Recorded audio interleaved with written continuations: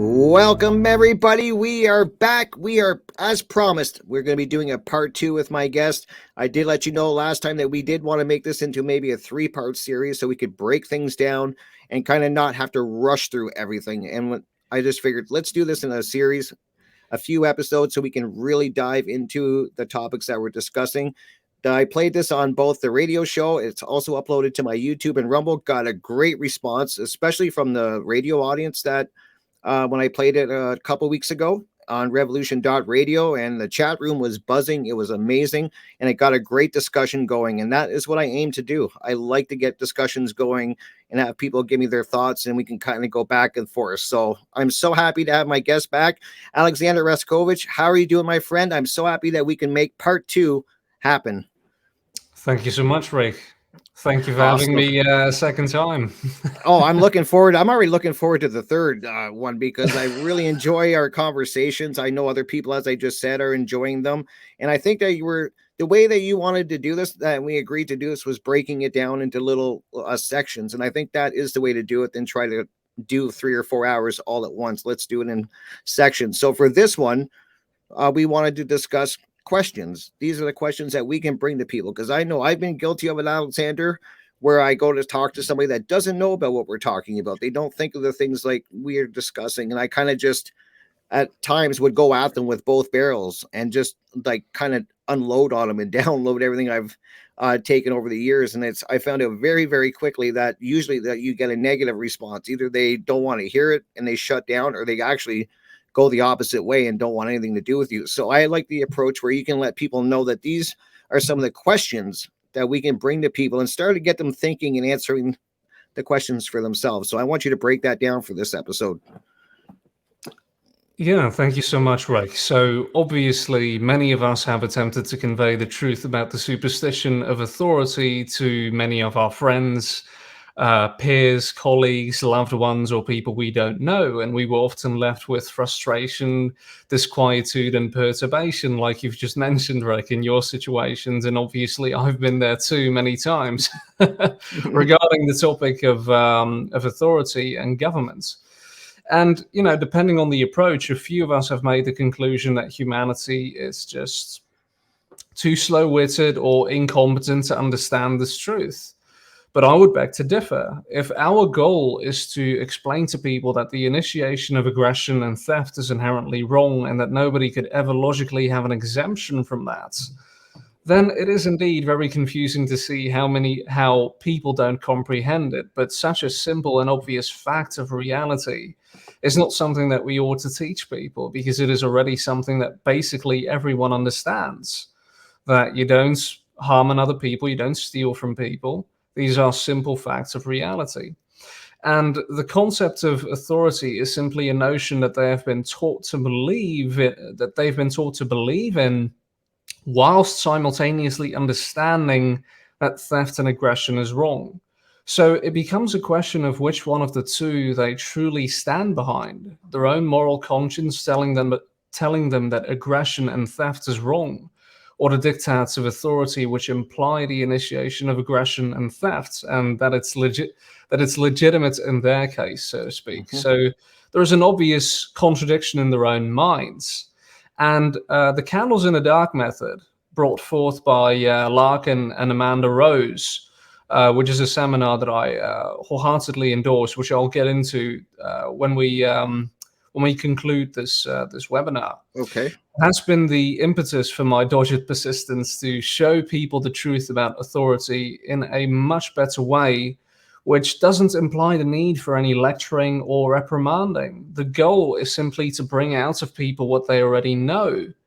If you ask people the right questions, and when you have your own psychology under control and understand what your target is supposed to be, you'll see that people already know and understand that the notion of political authority has no feet to stand on. So, we can dive right into it. So, we can start with the 3 basic disproofs of the concept of authority. Okay, perfect. So the first one, obviously, is you can't delegate a right you don't have, i.e. when you don't have the right to steal from people or threaten and violently attack people, then you cannot give away that right to someone else. You can't give away something to someone else if you don't even have it yourself. And the second disproof is you can't have an obligation to disregard your own moral conscience, i.e., you can't have an obligation to do what you know is bad. It's pretty insane for someone to say, "Well, I use my judgment to conclude that um, the right thing for me to do is to ignore my judgment telling me what the right thing to do is and defer to someone else, let someone else tell me what I should do, even when it's blatantly insane or wrong." So Right. the right thing to do is the bad thing. So that obviously doesn't Yeah. make sense. And a lot of people are in that predicament. You see that a lot of the time with people who follow orders, is that I would hope they think they know what they're doing is probably not moral or right, but then they struggle with it because they have somebody telling them to do it. So it's just really you hear that a lot, and you've heard it through all of history. At least I've heard it. Is that I was told to do it. I was just following orders. It's really something that people need to really look into Yeah, obviously, and we'll dive into that as for well. sure. But if we move on, the third disproof of authority is there is no document or ritual that can alter morality. So Hmm. another way to put it is there is no exemption from morality. It's as Agreed. simple as that. And I believe these three disproofs of authority are very, very simple to understand. And from that basic, simple foundation, we can understand what our goal is supposed to be. People already know these very things. Most people know that if you don't have the right to do something, you can't delegate or give it away to someone else either. If I don't have the right to steal, then I can't give anyone else that right as well. Hmm. People also know that there is no exemption from morality, and the key is that most people know that initiating violence against another is inherently wrong. You don't do that. You don't steal from people, you don't attack people. Most people know this. And they also know that there is no exemption from that. That if it's wrong for me, if it's wrong for you and me to attack and steal from people, that some people cannot magically attain an exemption from that and suddenly have the right to attack and steal from people. And Hmm. that no documents or ritual can give people the right to attack and steal from people or to alter morality and make a wrongful act good in that sense. But people have been trained to believe that some people who call themselves politicians have that exemption, but they've never been given any solid logical foundation for why that is and how. They've just been taught to memorize and regurgitate it and to never dare to question it. And once you can get them to think about it using a certain line of questioning, which we'll dive into later, Perfect. then you will see them trying to figure out why they even believe that. You can see them looking at the void that is beneath their belief in authority. Right. People also know that when someone else tells you to do something that you know is wrong, something that goes against your own moral conscience, that you cannot have an obligation to set aside your own moral conscience and to do what you know is bad. Of course, people follow laws that conflict with their own moral conscience out of fear for repercussions, but they would never have followed it if they could get away with doing so. If you Great ask point. them, if you ask them, is there a law that conflicts with your own moral conscience? I'm pretty sure most people you encounter will say yes. Well, when you let them explain to you what it is they're morally opposed to when it comes to the law, whether it's forced abortion, funding wars, or bailouts, etc., and then ask them, if you could get away with disobeying that law, would you do it? And that question makes a lot of people uncomfortable. Yeah. And the essence of that question is basically when there is a conflict between your own moral conscience and the commands of a political authority or a politician, let's Hmm. call it the law, which one wins out at the end of the day? And most people will uh, most people will not set us.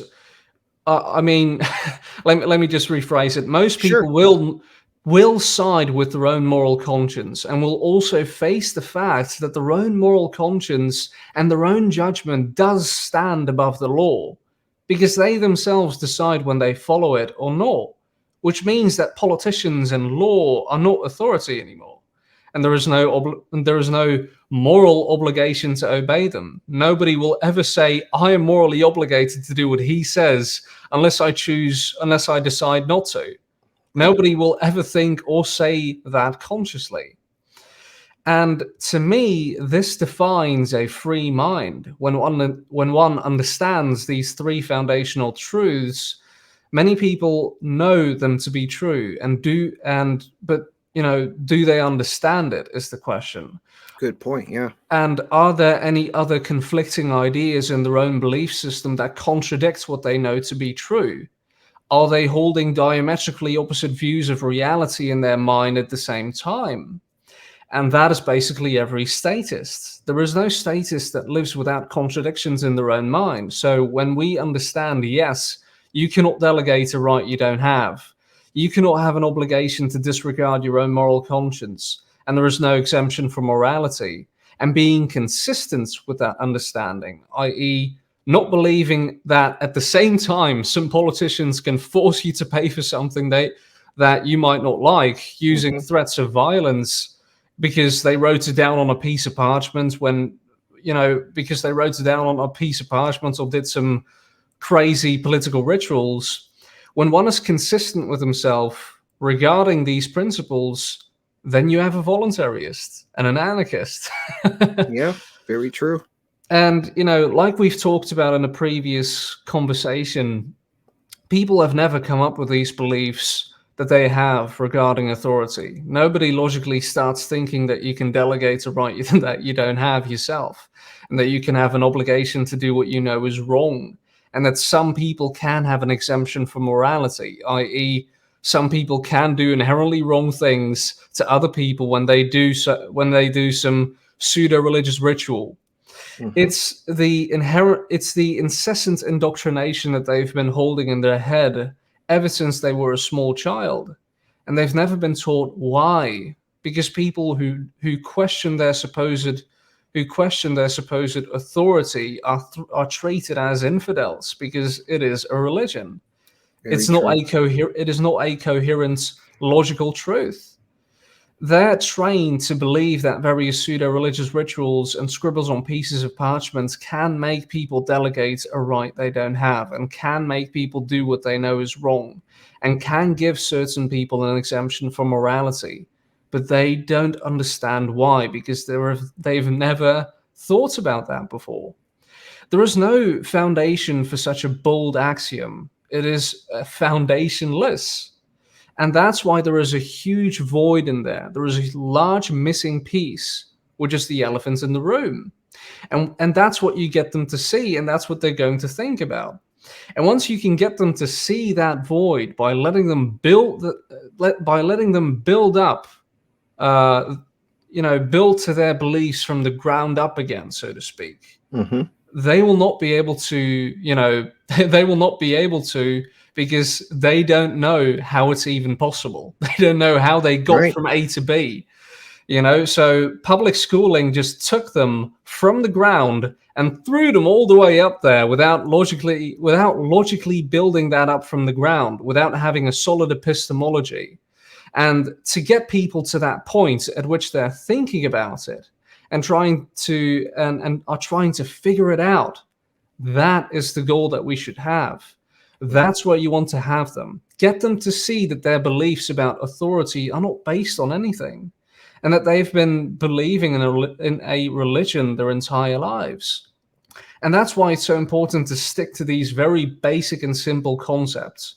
The reason why nobody ever thinks or talks about these things is because they believe these fallacious axioms to be self-evident. Well, everybody knows that you have to pay taxes and follow the law and do what the politicians tell you. But and they've only been talking to people who, like themselves, hold these contradictions in their own mind. And when you ask them questions, they will have an opportunity to look at it and think about it for the first time in literal, simple, specific and personal terms. And again, by using a certain line of questioning, you can get people to see the contradictions in their own head. And we can walk through some examples if you'd like. Oh, I would love to do that. And I just want to add on, Alex, before you get to these examples, is that you were saying that, a lot of people just assume that everybody kind of knows these things. And I learned very quickly that even asking somebody, which I think is important to bring up, is what a right even is. You start asking people, and I do this all the time. I'll ask people in person, can you give me the definition of what a right is? And trust me, take my challenge, guys, and start asking people. Just ask them that simple question, and your mind is going to be blown on how many people can't even tell you what a right is. Like they don't understand even what a right is, and it was shocking to me when I did it. I thought I was going to get a few people giving me the wrong answer or somewhere close. No, it was I've never in person had somebody tell me the correct definition of what a right is. So it's no wonder that we're kind of in the mess that we're in, and we're losing our rights. It makes sense because people don't even know what a right is. So I just wanted to add that in, Alex, before you get to the examples. Yeah, so just as a caveat, really quickly, Rick, like Okay. it's very pertinent and very important that we make it very literal, specific, and personal. So if you talk about things like rights or freedom, what does freedom mean to you? What does a right mean to you? These, I'm not saying that this is the case, but many people interpret these things to be, they have been co-opted as, in a sense, as political concepts, so to speak. Okay. These are things that come from politicians, and people already think about things like law and politicians and constitutions and what have you not. And it's, we're not going to make this, we're not going to, we're going to make it even more specific than that. We're going to make it Perfect. even more simple to understand than That's those awesome. things. If we need to be able to, you'll see that a kid, that a small infant will be able to comprehend what we're saying here today. So Perfect, Alexander. We can start off with like a series of questions that I like to use regarding talking about rights and talking about things like democracy, etc. Like one of the foundations of government authority and political authority. So I just start from a very, very basic point. So would it be okay for me to take your money by force or steal from you? No. I agree. Absolutely not. And yeah, I would say that it's patently wrong to take someone's money without their consent as well. Exactly. So, what if I would like to fund an education system, for instance? And what if I don't have enough money or resources to create it? And suppose you do have the money for it. Should you have the choice to contribute voluntarily? And if you didn't want to, should you also have the choice not to donate? Yes. So should you be able to decide for yourself how you spend your own resources? Yes. I agree. Absolutely. Yep. I agree. I think that you should always have the freedom to decide for yourself whether you want to spend your own money on the endeavor I propose, or not to spend your money on it, because hey, it's your property, not mine. Right. Yep. So moving on, would it be okay for me to force you to fund my education system? Would it be okay to force you to fund my education system under the threat of violence? No. Absolutely not. I agree. I also don't think that's okay, because as I've said earlier, it would be patently immoral for me to take your money without your consent or to steal from you, simply because you gave your time, energy, and attention in exchange for the resources you've acquired. You've given a part of your life to acquire the money that you've earned, and I can't just take it from you without your consent, especially not under the threat of violence. Agreed. Yep. So, what if you were organizing a fundraiser to help the poor, for instance, and you asked me if I'd like to donate? Should I be allowed to decide for myself voluntarily whether I should donate, or should I be forced to donate under the threat of violence? Should be your choice. So yeah, I agree that that it should be voluntary. Exactly. Voluntary. Yes. Oh, thank you so much, Rick. I really appreciate that. I agree. I agree. Thank you so much. I love you, man. So, to get back to my education system that I wanted to fund, what if I decided to force you to fund my education system anyway? Because I think it's extremely necessary, and I want my children to have a good I want my children to have good education. And what if I wasn't the only one? What if I and 10 others wanted to force you to fund our education system under the threat of violence? Would it be okay for us to take your money from you by force? No, does not matter how many people are behind that idea. No, I agree. Would you also agree that it's still theft, even if it's for a good cause? absolutely. I agree. I would certainly say that it's still theft and that it's still wrong.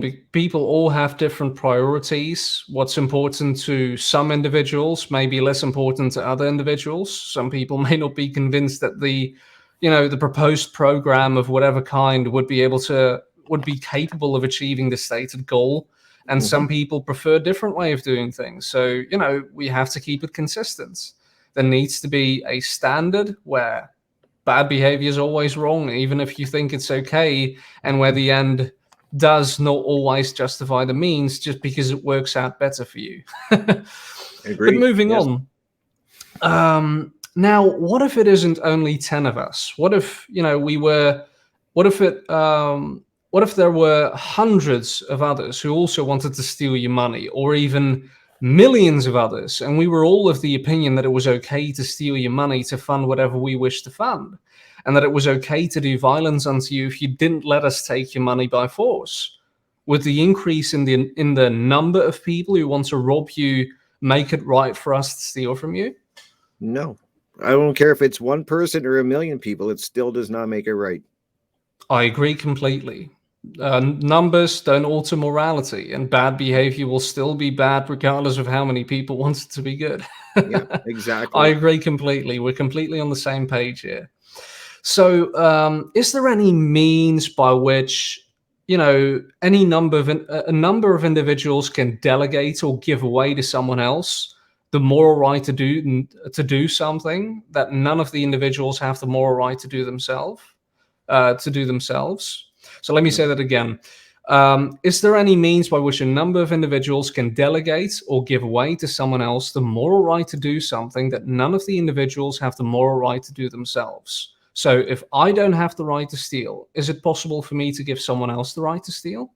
No, you cannot give away a right. It's not your right to give. I agree completely.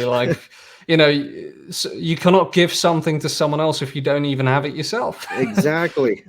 So, yeah, we're completely on the same page. And what if all of us, the millions of people who want to steal your money in order to fund our goals, decided to have a vote, and that we would appoint one of us as our official representative? And, we all agreed. Not you, of course, because you're the one we're trying to rob. We, the millions of people, agreed that our representative now has the right to steal from you. Would that make it okay for us to steal your money now? No, absolutely not. Yeah, I agree completely because, hey, you cannot delegate or give away a right you don't have. If it's wrong for me to steal, then it's wrong for anybody else to steal as well. And it's not possible to give someone else the supposed right to steal when I don't have it myself. Exactly. I totally agree. Excellent. Now, is there any process by which human beings can transform an immoral act into a moral act without changing the act itself? No, I agree. no. I mean, it's not, and you can't. No. I agree completely. And what if our representative would write down on a piece of paper that he now had the right to steal from you? And if you didn't let us take your money, then he would have the right to assault you violently, kidnap you, and put you in a cage. Would the act of him writing it down on paper, on a piece of paper, make it right for him to steal from you? Absolutely not. It does not matter if you write it down or speak it. Absolutely not. I agree completely. Even if you write it down on a piece of paper that it's okay for you to do so, it doesn't make it right, because scribbles on parchment don't alter morality. Right. I agree. Excellent. And let's say that he doesn't call it stealing and assaulting anymore, because yeah, those are pretty direct, but those are pretty intrusive terms. So what if he decides to give those actions a different name to make it sound less obvious and direct? So let's say that he now decides to call it taxation and arresting, and he decides to call the piece of paper on which he wrote down that he has the right to steal from you the law. Would the act of changing the names of wrong behavior turn it into right behavior? No, you can call it whatever you want. It is still stealing. It does not matter. I agree completely, Rick. Yep. Yeah, altering the way that you say that you're going to do something bad onto someone else doesn't change the fact that you're still doing something bad. It's so true.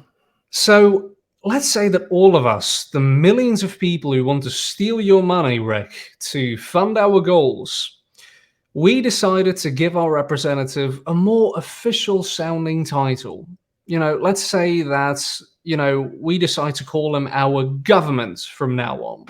And whenever our representative government steals your money, I mean, taxes you to fund the goals that we wish to manifest, we would call that democracy.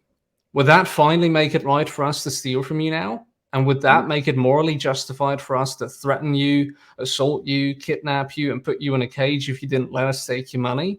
And even go as far as to murder you if you openly resisted our attempts to extort you? Because we just expect you to do as you're told? No, because once again, it does not matter what you call it. We're still talking about stealing. It does not matter about the name. Call it whatever you want. It's still stealing. I agree completely, Rick. So, and obviously, if not, then at which point did we decide that it was okay to vote for politicians to do exactly that in the name of democracy? At which point did we decide that it was okay for a majority to impose their will on a minority by way of violent coercion and theft brought forth by politicians? Or, their hired henchmen who they pay to coerce and steal violently in the name of the people they supposedly represent? Right. How do we go from stealing and assaulting is wrong, no matter how many people want it to be right or whatever they wish to do with the money they stole, to it's not only right for you to do so, but you're morally obligated to, choose a politician who's going to impose his will and his version of tax policy on millions of others in order to fund whatever the majority wishes to fund? At which point do we decide that? I'm really thinking, like, now that you've broke it down, Alexander, the way that you have, it's amazing that people are still falling for this. And this is the key, Rick. When you ask them this line of questioning, like, this is just my way of asking this, because this has worked for me. Like, I can give some anecdotes later on. Perfect. But, like, if you see what I am doing here, obviously, like, you're trying to get them to answer these questions for themselves. I'm not trying to make you answer this a certain way, Rick.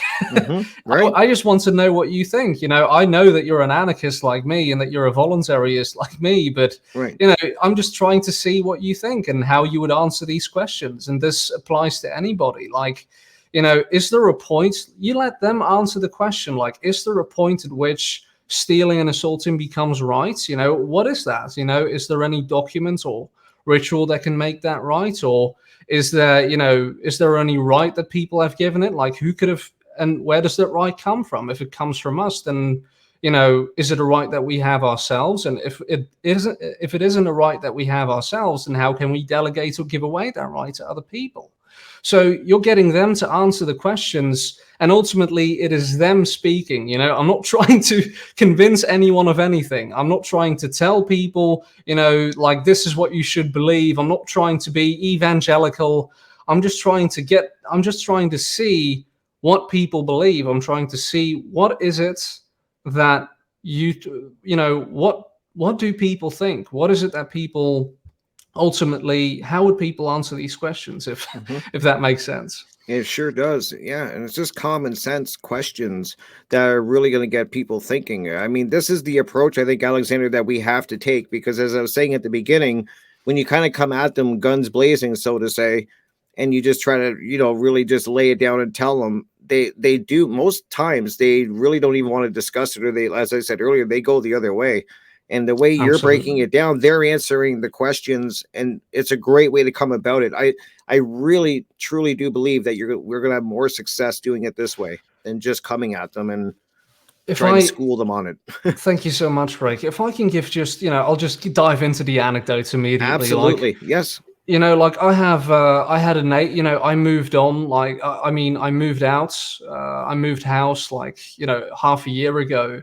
And, I had a neighbor there when, I was doing this line of questioning with her. And obviously, look, you're a voluntarist already, Rick. So, you're not, there's a, I can already see, how I can already predict how you're going to answer these questions. And, I'm not Right. surprised the way you did it. But obviously, someone who still believes in government, who still believes in the legitimacy of authority and governments will answer these questions in a very different way. You will see them, thinking out loud. You will see them, like trying to figure it out. Like, yeah, I've never thought about this before, and yeah, how do I answer this? Because yeah, it is simple and obvious that it's wrong, but you know, isn't there, what about authority and law and the things that I learned at school? Like, there is something going on here that Hmm. doesn't that Right. doesn't match here, so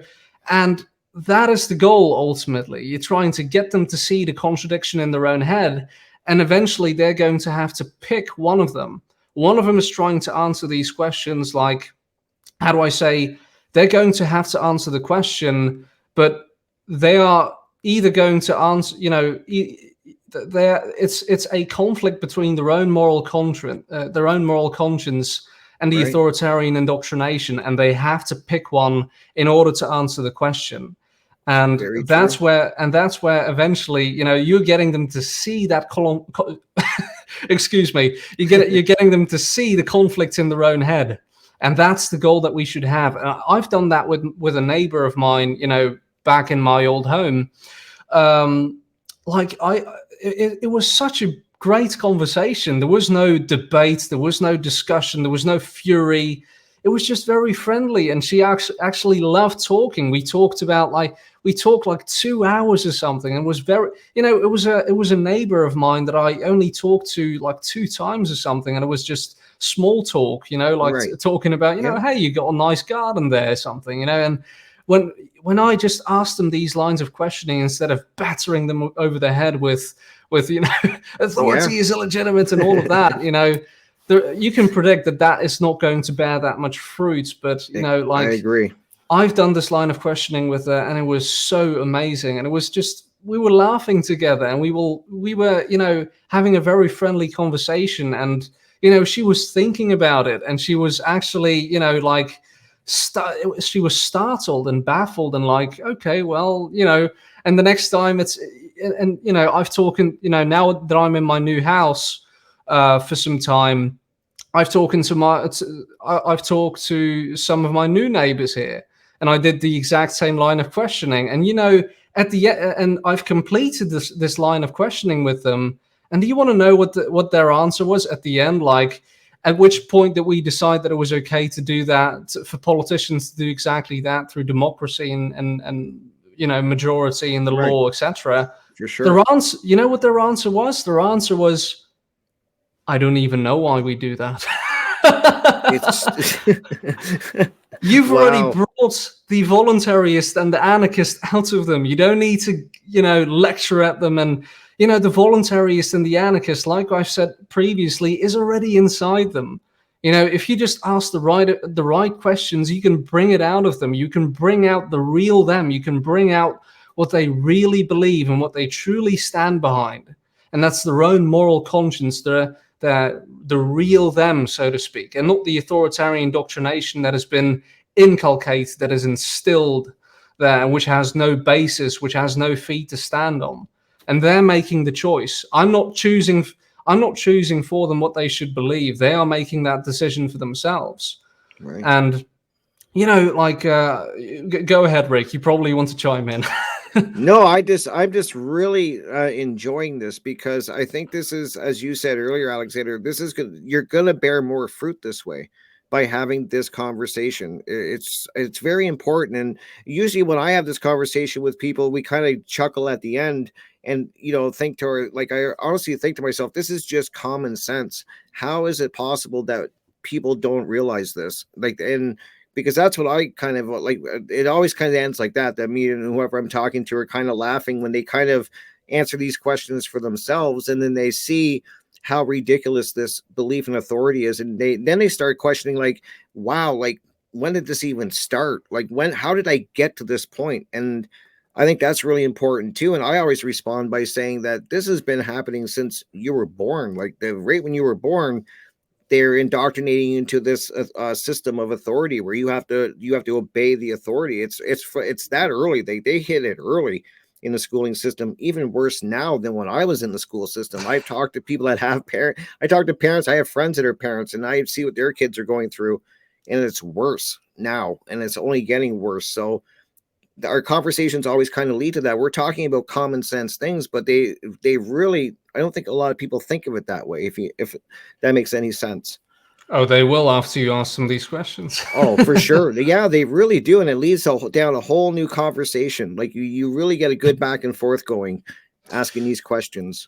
We can do another one, which is probably a little bit, when this goes into another direction, which I think is Okay. pretty pertinent as well, which is actually getting them to, it's more direct, so to speak. It's getting them to actually make make the choice between authority and their own moral conscience. Like, Okay. let's just use you as an example, Rick. Okay. Is there a law that exists today that conflicts with your own moral conscience? Many. Just pick one. I'm pretty sure there's millions, but Oh, like, more, yeah, things that contradict taxes. I'm really big on gun rights, uh, travel. I'm pretty much everything that has to do with authority is contradicting with me. You're going to get me fired up, Alexander. Trust me.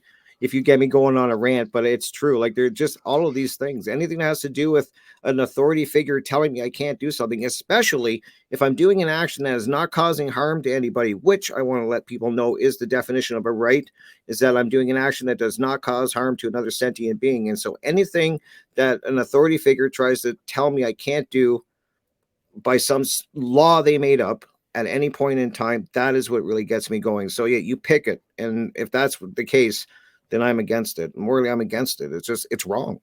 of So course, well, we can talk about the forced extortion. Like the forced extortion racket, like yeah, taxes.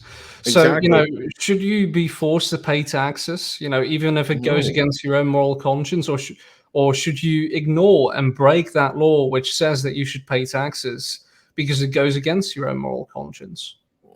you should. Well, yeah. I mean, I see. I'm thinking of it from the side of a person that would be like, no, you should pay your taxes, even though But I would say no. You shouldn't have to pay them. But I know I've had this argument. I've had this discussion, I should say, with many people. Taxes is a big one. So I'm glad we're talking about it. But no, I don't think that anyone should have to pay taxes, to be honest. Well, like if you ask them, and surely, this is talking to you, obviously, Rick. But anybody who's listening, ask Hmm. if you just ask them a question like, "Is there?" You can talk about, if you can make it even more specific. So, is there a specific thing that your taxes go to that goes against your own moral conscience? So, let's say wars or something. I'm pretty Oh, sure absolutely. many people are against wars Yes. and forced abortion and whatever, which we're not going getting all the way into that, but if you're forced to obey that law, if you're forced to pay taxes when it goes against your own when the thing that it goes to goes against your own moral Right. conscience, should you be forced to pay that? Should you be forced to pay those taxes, or should you No. ignore and break that law because it goes against your own moral conscience? Yeah.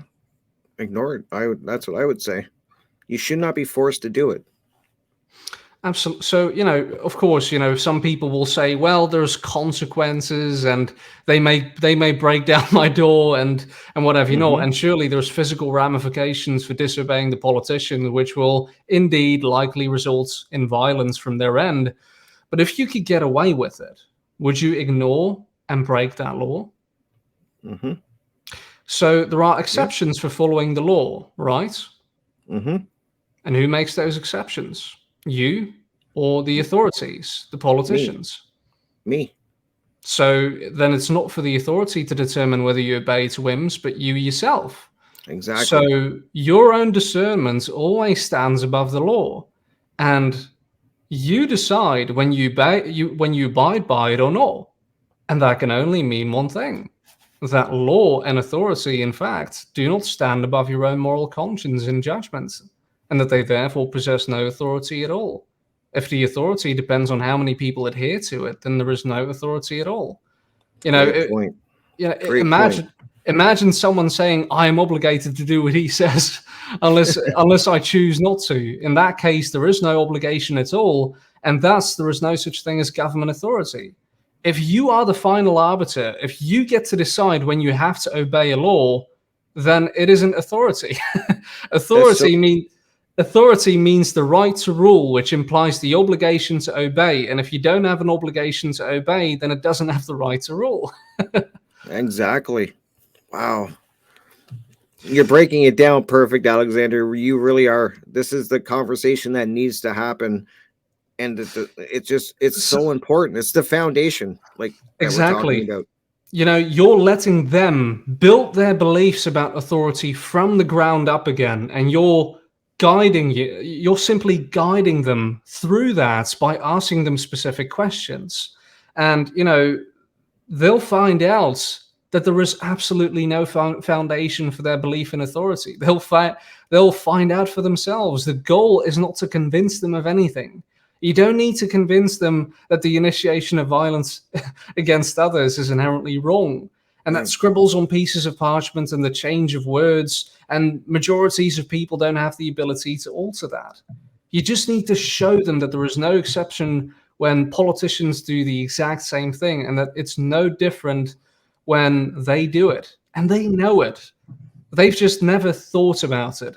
And it's your goal to get them to think about it. And trust me, when you have that goal in mind, that's the goal ultimately. My goal is not to convince people that authority is illegitimate. I'm just trying to show it to them.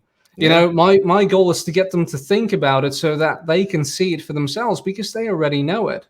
And you will be successful every single time if you know what your goal is, if you know what to do, and also know what not to do, which is also very important. Yes. And that's what Larkin and Amanda's Candles in the Dark seminar will teach you in their amazing, easy to understand course. And we'll get to that at the end, but this is also not neuro-linguistic programming and psychological manipulation or whatever. Hmm. It has absolutely zero to do with that, because it's not about getting people to believe what you believe. It is all about getting people to understand what they already know and letting them juxtapose that to the indoctrinated fables they've been taught about authority. It's all about getting them to see the contradiction in their own minds and encouraging them to choose their own moral conscience over the indoctrination in each and every conversation, and getting them to see that they are their own authority, and that no political ritual or majority of people or change of words can rid them of that authority that they have over themselves. At the end of the day, they and they alone are always the final decider over their own choices. And this is something everybody already knows. And the goal I is to agree. bring that out of them. The goal should never be to make someone believe what you believe. You can talk about symptoms and talk about, Klaus Hitler or Schwab, whatever his name is, Yeah. Klaus and Schwab. Yep. and the Great Resets and the political conglomerates about and the oil barons, but that doesn't get people to see the underlying issue, which is the belief that they can have the supposed right to do those inherently wrong things because they call themselves authority and call their decrees law. So they will inevitably see that as an issue of changing the person in position of the supposed authority and getting them to change the law. But it should be quite evident for everybody watching that that will never solve anything. The problem is that people believe that there is a position of authority and a scribble on a piece of parchment called law that can give people the right to commit those criminal acts. And the goal should be to help people realize that there is no such right, and they know it. You know, if people understand that, then Klaus Schwab and all the politicians will be treated like the criminals they are. If I walked up to you, Rick, and I said, you will hand over money so that I can shape society to my own liking, and will harm you if you don't, and I will harm you if you don't. You know, there is a huge chance that people will laugh at me or even shoot at me. Yeah. And that's exactly how people will look at all these political clowns trying to control and rob other people if they understood the inherent illegitimacy behind the ridiculous reason for why they have the supposed right to do so. Mm-hmm. And when that happens, nobody's going to follow or enforce it anymore.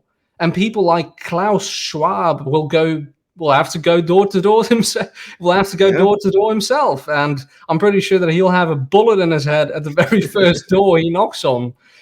Politicians and political rituals don't matter in the slightest, Rick. What people think matters, and that's the entire goal.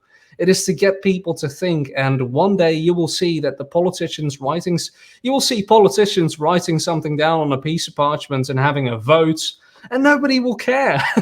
Did you hear that those political doofuses wrote something down on a piece of paper?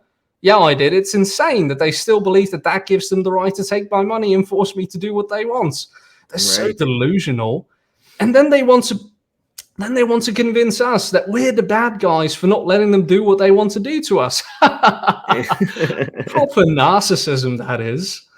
So, oh my God, yeah. The only power they have is the power that people imagine them to have. I was just going to add that in. I was just going to say that, Alexander. Thank you for saying that. I was going to say, this is so important that people have to realize that the only reason these laws work or they have any power, any authority is because we give it to them. Exactly. We feed into it. We have to break that. And, once, as you said, once people stop imagining it, it's all over for them. They're just a bunch of crooks participating in their own religion that nobody believes in anymore. They'll be scoffed at in the same way that we scoff at kings and queens today. And we will feel embarrassed about having believed the insane idea that they had the divine right to rule over people because God supposedly gave them that right. Or moistened Bitlob the scimitar at them. Yep. Similarly, we will scoff at politicians claiming the right to rule because they scribbled something on a piece of parchment and did some pseudo-religious rituals inside of large stone buildings. We will look back at all these religions and just have a laugh. And of course, people will have disagreements about things in a free society. People have different lifestyles, etc. But the only thing that we all agree on is that nobody has the right to initiate violence on another, and that you can't delegate a right you don't have yourself. That you cannot have a moral obligation to disregard your own moral conscience and do what you know is wrong, and that there is no document or ritual that can give people an exemption from morality. But for real this time, and that we are truly tolerant of each other. And that's the only thing that matters. I totally agree. You're making such amazing points, Alexander. You really are. And I think I know maybe a lot of people listening to this are thinking, yeah, this is common sense knowledge. But unfortunately, a lot of people do buy into the whole authority and the government. I talk to them a lot. I have people that, they really can't even picture a world without a government ruling over them. They can't even imagine it. Like they're like, that'll never happen. They really buy into this authority figure, and they think that, I never understand. I've been questioning this, Alexander, since I was young, because I remember asking my parents, I'd be like, okay, like how do you become a prime minister? Because I'm here in Canada. and they'd be like, "Oh, well, we vote them in," and I'm like, "Okay, but like, what gives me like, who am I to vote somebody in? I don't. I just always was asking questions. I didn't understand how people got into a position of authority, and everybody would just answer me like, "We vote them in," or and we have to follow what they say. And I had a problem with that. Even at a young age, I knew there was something going on here that didn't feel right. And it's amazing how they have sold this to the humanity, that we still believe in this false authority. It's crazy. It really, I don't even know what to call it. Or disbelief. It's and that people defend it so adamantly, like to the point where they'll take sides and they'll really like dig their heels in. And I just really think you're making great points that's where we have to start, is by asking them these questions and letting them see what the dual standards that they're living by in their mind. Let me ask you a question, Rick. Do you Okay. think that that's the real them, or do you think that's a side of them that conflicts with their real side? I think it's a lot of confliction. I think I want to believe deep down that people are doing things they don't agree with because they feel they have to obey the authority. I don't think it's the real them. I think deep down they know that this is wrong, You but I think know, they're yeah, that's what I want to believe. What do you think? well, there is not. It's we can believe and speculate all day long, Rick. But the thing is to get out there and be active. Hmm. Go out there and ask them and find out the truth about it. Let's not make Right. speculations. Ask them these questions, and ask them these questions, and you'll find out if it's the real them that wants the initiation of violence, that wants these sort of things, these political machinations, and Hmm. all the violence throughout society brought forth by authority and government. But if you ask them these questions, you will find out if it's the real them that actually wants these things, or if it's something you know, that doesn't resonate with the real them, Okay. that it isn't something that they want. You can get them there by asking them these questions. And look, it might look simple, these asking these questions, but it's actually pretty counterintuitive for a lot of people, especially when they're used to arguing and debating. And That's true. there's Yep. a whole array of things that I do not do when I ask people these questions. And that's the key. I am actually holding myself back. Well, I'm holding myself, and I am looking at my own psychology enough. I'm paying attention to my own psychology enough to not make the mistakes that most people will probably make when they're not aware of them. And you can look at me asking these questions, but the key is not in what I am doing, but in what I am actively not doing.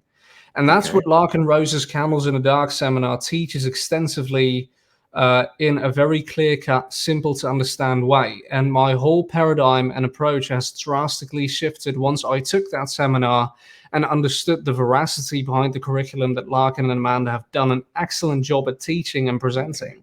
And I would wholeheartedly endorse that seminar. And I don't get paid by Larkin. I am not affiliated with his Hmm. seminar. I just really want to share the value that you can get out of it. It comes with a price tag, obviously, which, trust me, isn't even that much for what you're getting there. But for what you're getting out of it, I will emphasize that it's absolutely life changing. It will forever change the way you communicate these truths in a way that does bear fruit and will get you the results that you want to see. And that's why I want to direct everyone watching to this. I want to direct everyone watching this to attendcandles.com. I I'll hope put that a you link. Yep. please, yeah, thank you so much, Rick, to Okay. take the course, and I promise that you will not regret it if you're serious about wanting to change the world for the better. And the authority dogma is one that will soon be ignored into obsolescence. Of that, I am sure. And and this is all I'm trying to do with everything I make, with everything I do. It is to bring out of people the real them, and to The get real them to them. see the lies that they've been taught, to get them to see that the lies that they've been taught do not match what they really want.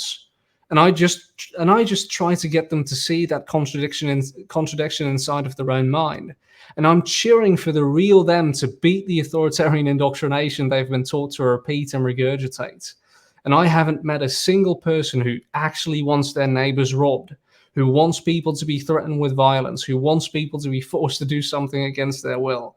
Every person I've met wants peaceful coexistence, wants voluntary interaction, and nobody wants aggression and violence.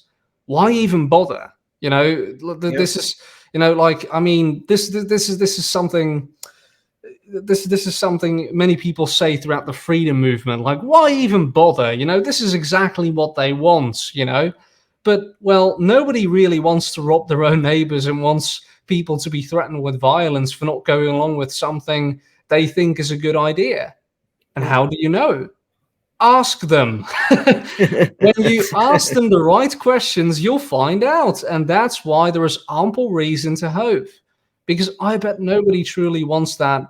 I bet nobody of that, none of them, no statists, almost no state, the vast majority of statists do not want what they say they advocate. Are you still there, Rick? Very true. I'm still here. Yeah. Looks Are like you I'm back? through. Okay, I'm still here. Let me see if I can... my camera just for some reason. Right. Oh, I can go full screen here until you get it back, and I'll see when you pop back. But I can still hear you perfect. Okay, just give me 1 second. Not a problem. Wow, guys, great stuff here. We're just going to wait for Alexander to get his camera back up. So you got me here for a couple of minutes chatting away. But I really hope you guys are taking this in and really listening to what Alexander is breaking down here, because I think it is so valuable. We have to start asking people these questions, getting them to answer it, and let them come to their, to their own answers. And then I think you're gonna see a great, it's gonna be definitely bear more fruit, because as I was saying at the beginning, I was guilty of just, the more I learned and the more I grew, attacking people, not attacking, that's probably not attacking, but really being aggressive about, like, I'm going to tell you all about it. I'm going to show you, and it doesn't bear fruit that way. So what Alexander is talking about is so powerful, and I really hope you guys are listening and going to take this in.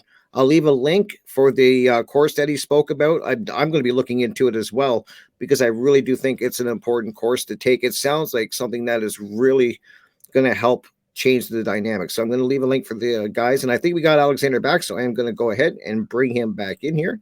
There we go. You're back, looking great.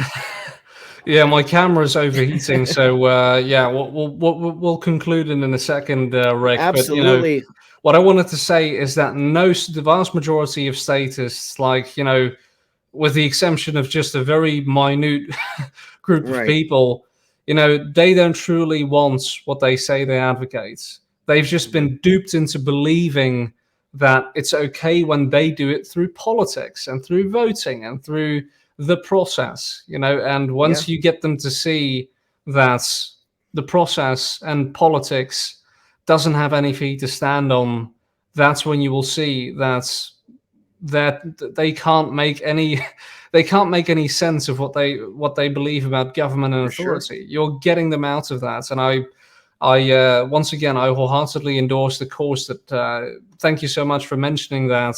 Yeah, which will absolutely help people.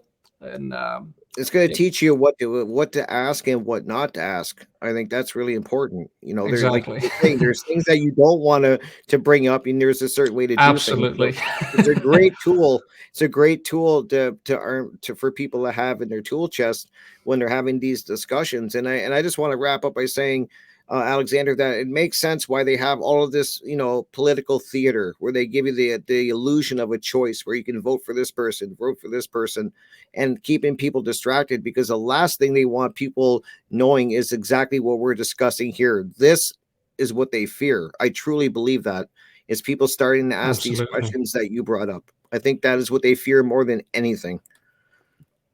Absolutely. I agree with you completely, Rick. Yeah. Wow. Well, absolutely amazing discussion, Alexander. And I do want to get you back for a third interview. If you would be on, they'd be awesome if you want to come back and kind of wrap things up and just kind of tie it all up here, because I'm really thinking you're bringing some incredible knowledge here, some great information, and really arming people and giving them the tools to go out and talk to people. I prefer in person if I can, but even if you're talking online to somebody, that's cool too. I like in person. I get better interaction. It's just a better feeling for me. But you're really giving people the tools to go and, not just kind of attack people and try to download all what you've learned in one big long speech. You get them to ask these questions. I think that's so powerful. And I want to thank you for that, for bringing that to people today.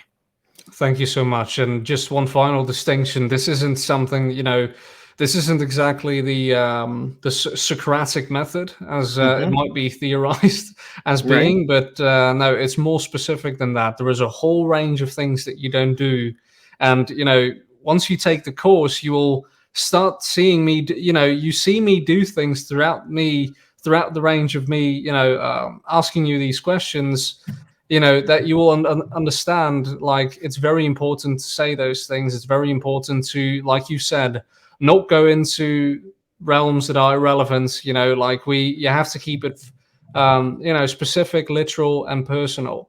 Mm-hmm. So it's, yeah, obviously that's going to get more voluntarists and more anarchists into the world. Well, they Right. already are. We're just bringing it out of them. Exactly. And that's a great point that you bring up. I really resonated with that the last interview when I just had you on.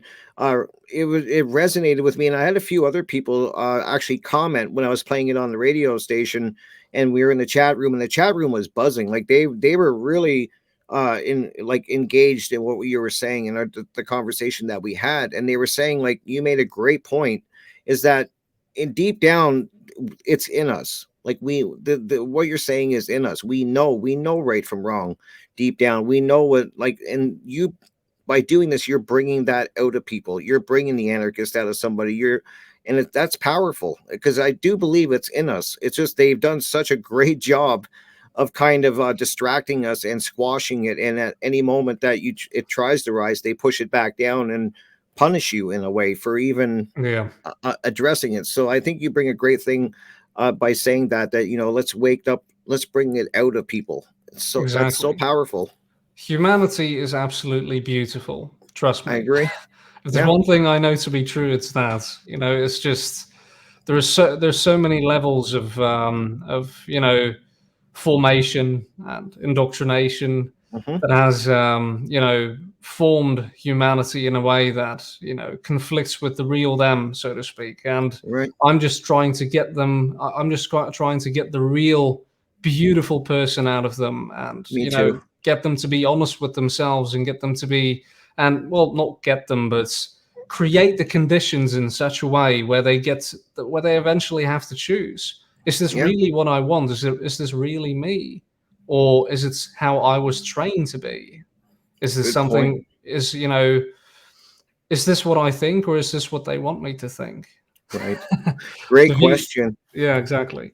Wow. All right. Well, I'm gonna wrap this one up, Alexander. Thank you once again. I'm already looking forward to having you on for part 3. I truly am. I'm gonna make sure I set that up with you.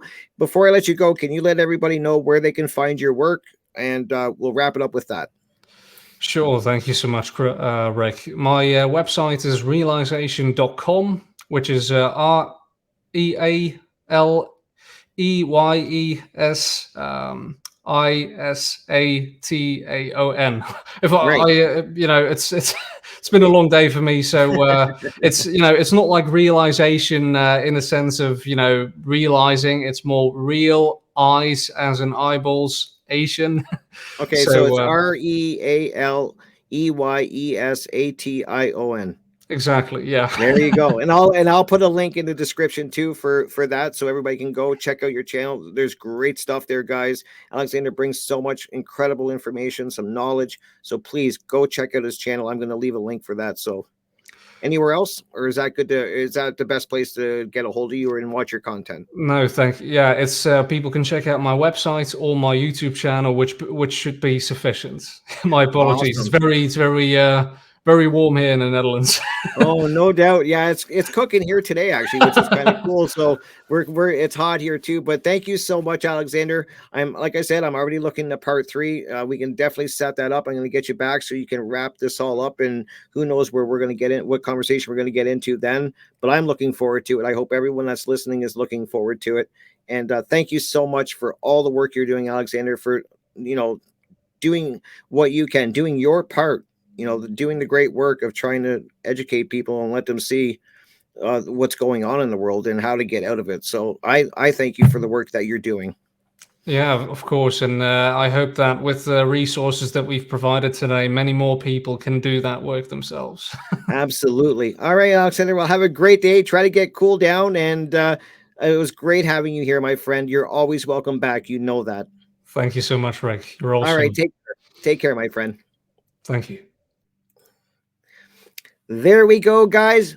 Incredible. Alexander really brings some great points. I love the questions that he has laid out. I'm going to, use these questions because when I was talking to Alexander, he was breaking down these questions for me and I started using them. I was already starting to use them, but not as perfect as how he laid it out. But I would start asking people questions and it would lead to a way better discussion. Like it was a different, it's a whole different vibe when you're not trying to just drop knowledge on somebody, and when you're actually sitting there having a conversation and asking questions and having a back and forth, bared way more fruit doing it by the asking the questions way and having them really search inside what they truly believe and have them answer the questions. So very powerful, guys. And once again, I do want to thank Alexander for being here. Please, guys, I'm going to leave links for his channel and his website in the description. Go check out his work. He does some incredible interviews. Also, go to his website. Don't forget that. Show some support. And once again, if you enjoy radio, don't forget to head over. I'm on revolution.radio, and I'm on basically 3 days a week. I'm in the Hawk's Nest, which is music, which is every Friday night, Eastern Standard Time from 8 till about 10 p.m. Then on Saturdays, it's the Crypt Rick and Jonathan show. We are on Studio B, and that is from 6 to 8 p.m. Eastern Standard Time. And then my original show at Revolution Radio is on Mondays, also 6 to 8 p.m. Eastern Standard Time, Studio A. So if you enjoy a radio format, which I do, I grew up with radio, so it's always going to be close to my heart, and I just enjoy the whole radio feel, then head over to revolution.radio. It's the #1 listener-supported radio station on the internet, guys. Some great hosts there, some great content creators. They're bringing lots of different information there, so check it out, guys. And I got some great interviews lined up. I'm very excited. I got some great guests coming up this month. It's going to be a busy month with interviews, and I'm going to be trying to upload a new interview every Saturday in the evening. So probably around 8, 9 p.m. on a Saturday. That'll be Eastern Standard Time. I'm going to try to bring you guys a new interview with some incredible people. And thank you guys so much for your support and for being here. It means the world to me, guys. It really does. So that's about it for today, guys. Remember, take care of yourself, take care of each other, and you're the greatest, guys. You really are. So have a great day, great night, wherever you are, and I'll be back very, very soon with another incredible guest.